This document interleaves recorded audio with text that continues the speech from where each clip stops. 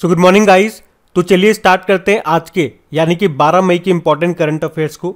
तो देखिए हमारा पहला प्रश्न क्या है, बताइए अभी हाल ही में किस भारतीय को वर्ष 2022 का पुलित्जर पुरस्कार नहीं दिया गया। तो यहाँ पे उत्तर हो जाएगा मेघा राजगोपालन को। तो पुलित्जर पुरस्कार ये अमेरिका में दिया जाता है और किस क्षेत्र में, तो पत्रकारिता के क्षेत्र में। और अभी 2022 में 4 भारतीय लोगों को दिया गया है ये पुरस्कार। एक है दानिश सिद्दीकी और उनके 3 साथी हैं। उन्हें कोरोना काल में जो मौतें हुई थी उनकी फोटो खींचने के लिए दिया गया ये सम्मान। और ये जो दानिश सिद्दीकी मैंने आपको नाम बोला, इनका नाम बहुत ज़्यादा इंपॉर्टेंट है क्योंकि आपको याद भी होगा कुछ समय पहले हम लोगों ने पढ़ा था कि तालिबान और अफगानिस्तान संघर्ष में इनका निधन हो गया था, पढ़ा था हम लोगों ने। और यहाँ पे दानिश सिद्दीकी का नाम इसलिए भी ज़्यादा इंपॉर्टेंट हो जाता है क्योंकि दूसरी बार ये पुलित्जर पुरस्कार इनको मिल रहा है। क्योंकि पहले 2018 में रोहिंग्या संकट को फोटोग्राफी के द्वारा बताया था इन्होंने, तब भी इनको ये पुलित्जर पुरस्कार मिला था। कब? 2018 में। और अब 2022 में भी मिल रहा है, इसलिए इनका नाम मोस्ट इंपॉर्टेंट हो जाता है। वैसे क्वेश्चन में हमने कहा 4 भारतीयों को मिल रहा है, तो चारों के नाम आप देख लीजिए। एक तो आपने देख ही लिया, दानिश सिद्दीकी। बाकी 3 कौन है? अदनान आबिदी, एक सना इरशाद मट्टू और एक अमित दवे। और मेघा राजगोपालन जो मैंने आपको बोला, इन्हें 2021 में मिला था ये पुलित्जर पुरस्कार, लेकिन यहाँ तो 2022 का पूछ रहे हैं। अच्छा, अगर आपसे पूछा जाए कि अभी व्हीटली गोल्ड अवार्ड किसे मिला था, तो आंसर होगा चारुदत्त मिश्रा को, हिम तेंदुए के संरक्षण के लिए। और मुझे बताओ अभी व्यक्तिगत श्रेणी में कुष्ठ रोग के लिए अंतर्राष्ट्रीय गांधी पुरस्कार 2021 किसे मिला? डॉक्टर भूषण कुमार को। उसके अलावा आप जानते हो सरस्वती सम्मान 2021 यह भी मिला था रामदरस मिश्रा को, जो कि 31वें नंबर का सम्मान है। उन्हें उनकी कविता संग्रह मैं तो यहाँ हूँ के लिए मिला। और 31वां ही जीडी बिरला पुरस्कार अभी मिला था नारायण प्रधान को। तो ये नाम भी इंपॉर्टेंट है, इनको याद रखना। बढ़ते हैं आगे।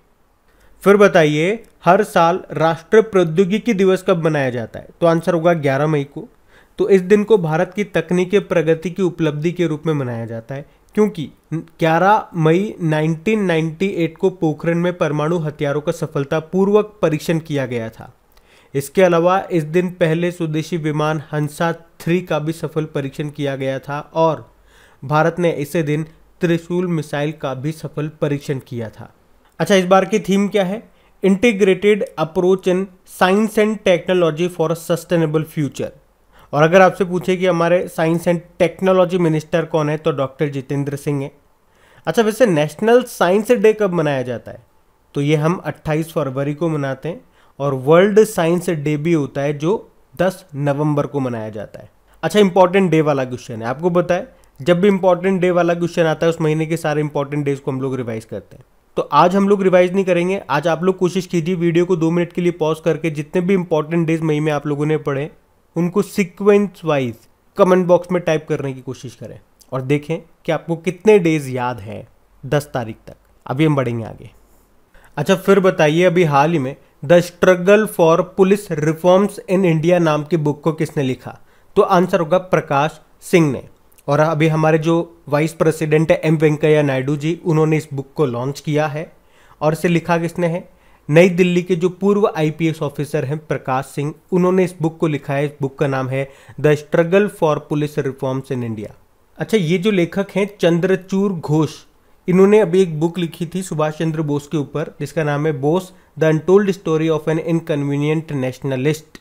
और जयंता घोषाल की बात करेंगे, इन्होंने ममता बनर्जी के ऊपर बुक लिखी है जिसका नाम है ममता बियॉन्ड 2021।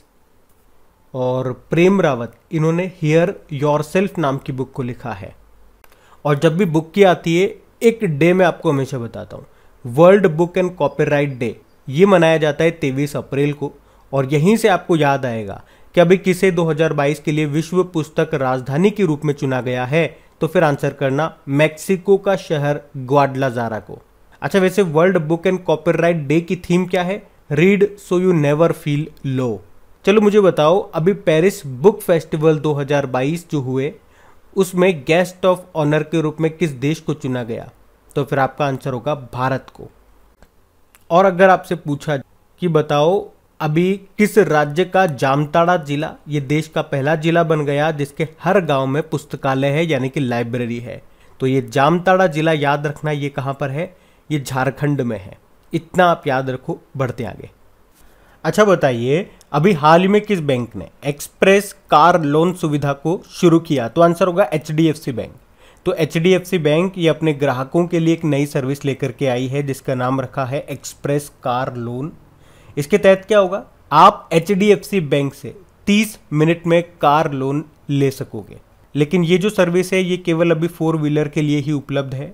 तो इस सर्विस के आने से फायदा क्या हो जाएगा, अब ग्राहकों को बैंक के चक्कर नहीं लगाने पड़ेंगे कार लोन लेने के लिए, क्योंकि 30 मिनट के अंदर अंदर आपको कार लोन मिल जाएगा। किस सुविधा के अंतर्गत? एक्सप्रेस कार लोन सुविधा के अंतर्गत, जिसको किसने शुरू किया? HDFC बैंक ने। देखो HDFC बैंक की स्थापना होती है 1994 में, हेडक्वार्टर मुंबई में है और इसके मैनेजिंग डायरेक्टर हैं शशिधर जगदीशन। इसकी टैगलाइन होती है वी अंडरस्टैंड योर वर्ल्ड। बाकी इंडसइंड बैंक अभी साइलेंट मॉडल बैंक अवार्ड जीता इसने। ICICI बैंक की बात करेंगे तो MSMEs के लिए open for all digital ecosystem को लॉन्च किया था। और यूनियन बैंक ऑफ इंडिया इसने डिजिटल ट्रांसफॉर्मेशन प्रोजेक्ट संभव को लॉन्च किया था। तो ये नाम भी याद रखना, बढ़ते आगे। अच्छा बताइए, अभी हाल ही में दक्षिण कोरिया के राष्ट्रपति के रूप में किसने शपथ ली है? तो आंसर होगा यूंग सुक योल ने। तो अभी साउथ कोरिया के 13वें नंबर के राष्ट्रपति के रूप में यूंग सुक योल ने शपथ ले ली है। यहाँ के ये नए प्रेसिडेंट बन गए हैं। और अगर पूछे किनकी जगह आए ये, तो मून जे इनकी जगह आए हैं ये। अच्छा अभी बताओ, चिली के सबसे युवा प्रेसिडेंट कौन बने? गैब्रियल बोरिक बने। और तुर्कमेनिस्तान के नए प्रेसिडेंट कौन बने? सरदार बर्दिमुखामेदोव। और अभी माल्टा देश के नए प्रधानमंत्री बने थे रॉबर्ट अबेला। और रॉबर्ट से आपको एक नाम याद आएगा, रॉबर्ट गोलोब। चलो ये प्रश्न मेरा आप लोगों से रहेगा कि रॉबर्ट गोलोब अभी किस देश के नए प्रधानमंत्री बने थे? इसको हमने ट्रिक से याद भी किया था, तो बताइए। बाकी बात साउथ कोरिया की है तो ये रहा मैप में साउथ कोरिया। कैपिटल इसकी सियोल है, करेंसी है साउथ कोरियन वॉन और नए प्रेसिडेंट कौन है? यूंग सुक योल। अच्छा आपको याद होगा साउथ कोरिया जो है ये दुनिया की पहली फ्लोटिंग सिटी, तैरता हुआ शहर भी बना रहा है। और ये कब तक बना लेगा? 2025 तक बना लेगा। कहाँ पे? बुसान शहर के तट पर। और अभी साउथ कोरिया ने दुनिया के सबसे बड़े hydrogen fuel cell power plant का भी उद्घाटन किया था। तो ये चीज़ें भी याद रखना। और वैसे साउथ कोरिया और नॉर्थ कोरिया के जो बीच की बॉर्डर लाइन है उसको क्या कहते हैं? 38th पैरेलल कहते हैं। बढ़ते हैं आगे। अच्छा चलिए बताइए, अभी हाल ही में कहाँ लता मंगेशकर के नाम पर एक चौराहे का नाम रखा जाएगा? तो आंसर होगा अयोध्या में।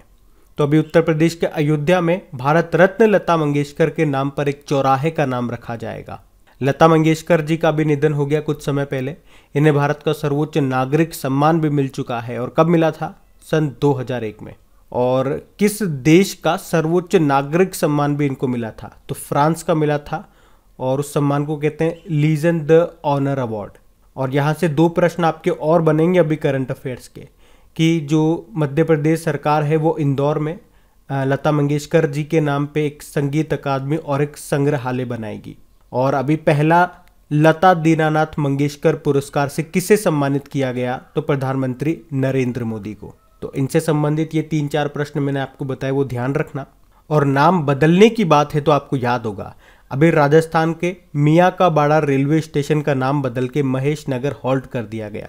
उसके अलावा हमने पढ़ा था अभी कर्नाटक के शिवमोग्गा हवाई अड्डे का नाम वहाँ के पूर्व मुख्यमंत्री BS येदियुरप्पा के नाम पर रखा जाएगा।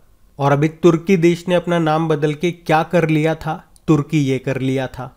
और अभी भारतीय रेलवे ने ट्रेन गार्ड का नाम बदल के ट्रेन मैनेजर कर दिया।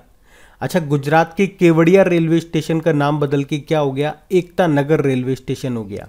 और अभी उत्तर प्रदेश सरकार ने मैनपुरी सैनिक स्कूल का नाम जनरल बिपिन रावत के नाम पर रखा था। और गो एयर एयरलाइन जो है उसका नाम बदल के गो फर्स्ट कर दिया गया है। और मिड डे मील योजना का नाम प्रधानमंत्री पोषण योजना कर दिया गया है। तो इस तरह से कुछ ये पॉइंट्स बताए मैंने आपको, इनको ध्यान रखना। बढ़ते आगे। अच्छा बताइए, अभी हाल ही में भारत के पहले बायोगैस संचालित इलेक्ट्रिक व्हीकल चार्जिंग स्टेशन का उद्घाटन कहाँ पे किया गया? तो आंसर होगा मुंबई में। तो first biogas electric vehicle charging station, ये देश का पहला बायोगैस से चलने वाला चार्जिंग स्टेशन है। और अभी मुंबई में इसका उद्घाटन किया गया। तो ये स्टेशन घरेलू कचरे से 220 यूनिट ऊर्जा उत्पन्न करता है। तो अब ये स्ट्रीट लाइटों को बिजली देने के साथ साथ इलेक्ट्रिक व्हीकल्स को भी चार्ज करेगा। तो याद रखना कहाँ पे इसका उद्घाटन किया गया, मुंबई में। ये देश का पहला बायोगैस से चलने वाला इलेक्ट्रिक व्हीकल चार्जिंग स्टेशन है। अच्छा, एक प्रश्न का उत्तर दो कि भारत का पहला बायोमास आधारित हाइड्रोजन प्लांट ये कहाँ पे स्थापित होगा? मध्य प्रदेश के खंडवा जिले में। और अगर मैं आपसे पूछूं कि अभी हाइड्रोजन ईंधन पर आधारित पहला स्वदेशी इलेक्ट्रिक पोत ये कौन बनाएगा? कोचिन शिपयार्ड बनाएगा। और देश का पहला greenfield grain based ethanol plant का उद्घाटन कहाँ पे किया गया? पूर्णिया, बिहार में।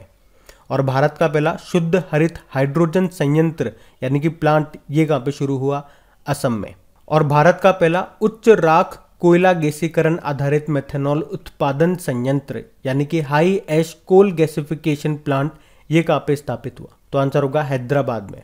अच्छा, 2 प्रश्न आपसे और पूछूंगा कि दुनिया का सबसे ऊंचाई पर इलेक्ट्रिक व्हीकल चार्जिंग स्टेशन ये कहाँ पे खुला है? तो हिमाचल प्रदेश के काजा में। और भारत का सबसे बड़ा इलेक्ट्रिक व्हीकल चार्जिंग स्टेशन कहाँ पे खुला था? गुरुग्राम में।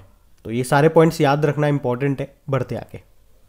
अच्छा बताइए, मई 2022 में पंडित शिव कुमार शर्मा का भी निधन हो गया। वे क्या थे? वे संतूर वादक थे। तो भारतीय संतूर वादक थे ये पंडित शिव कुमार शर्मा, जिनका भी 84 वर्ष की उम्र में निधन हो गया। और इन्हें पद्मश्री भी मिल चुका है, वो मिला था 1991 में। और पद्म विभूषण कब मिला था? सन 2001 में। और उन्हें संतूर को लोकप्रिय बनाने का श्रेय दिया जाता है। इनका नाम था पंडित शिव कुमार शर्मा। और पंडित बिरजू महाराज आपने नाम सुना होगा। इनका संबंध था कथक से, लखनऊ घराने से संबंधित थे ये। इनका भी अभी निधन हो गया था। बाकी कुछ और भी नाम मैंने आपको बताए थे, जैसे कि मानस बिहारी वर्मा का नाम याद रखना, प्रसिद्ध एरोनॉटिकल वैज्ञानिक थे और तेजस लड़ाकू विमान बनाने में महत्वपूर्ण भूमिका इन्होंने निभाई थी। इनका निधन हो गया। और एम नरसिम्हन का निधन हो गया। आरबीआई के पूर्व गवर्नर थे ये, बैंकिंग रिफॉर्म के जनक के रूप में इन्हें जाना जाता है। और शूटर दादी के नाम से प्रसिद्ध थी चंद्र तोमर, इनका भी निधन हो गया। और महात्मा गांधी जी के पूर्व निजी सचिव थे बी कल्याणम, उनका भी निधन हो गया। उसके अलावा परमाणु ऊर्जा आयोग के पूर्व अध्यक्ष थे डॉक्टर श्री कुमार बनर्जी, इनका भी अभी निधन हो गया।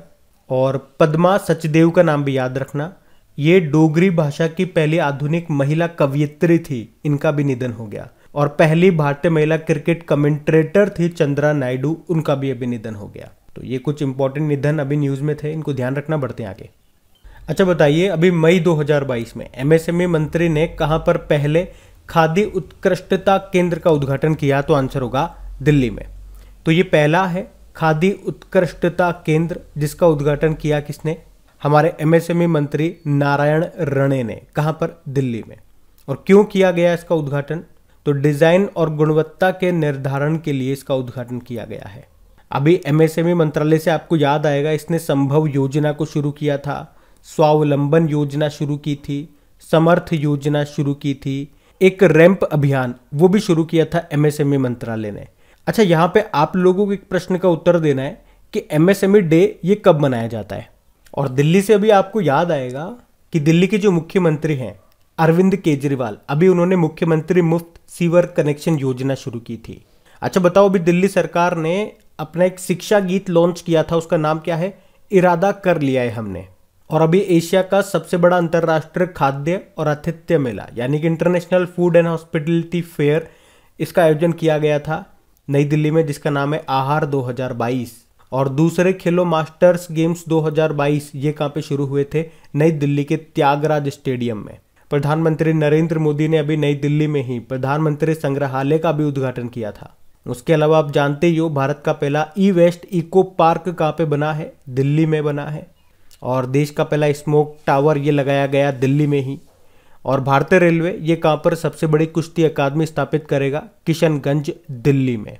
तो ये सारे पॉइंट भी आप ध्यान रखिएगा। बढ़ते आगे।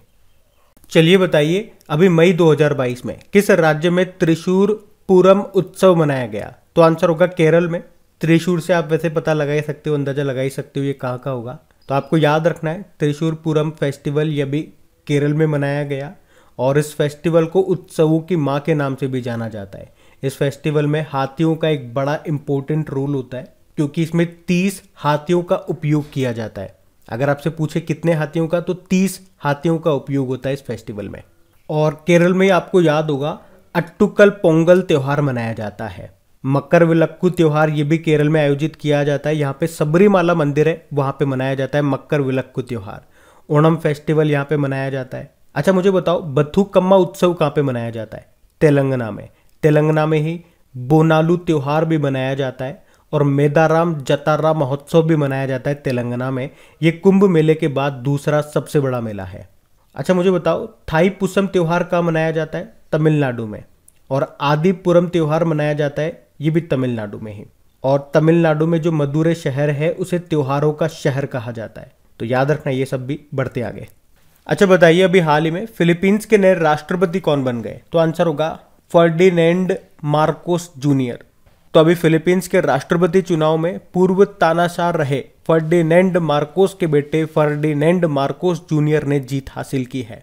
तो याद रखना, फिलीपींस के अब नए प्रेसिडेंट होंगे फर्डिनेंड मार्कोस जूनियर। बाकी आपको बताया अभी बारबाडोस की फिर से प्रधानमंत्री कौन बनी थी? मिया मोटली। और बारबाडोस के पहले प्रेसिडेंट बने कौन? डेम सेंट्रा मैसन। उसके अलावा अभी हंगरी की पहली महिला प्रेसिडेंट कौन बनी थी? कैटलिन नोवाक बनी थी।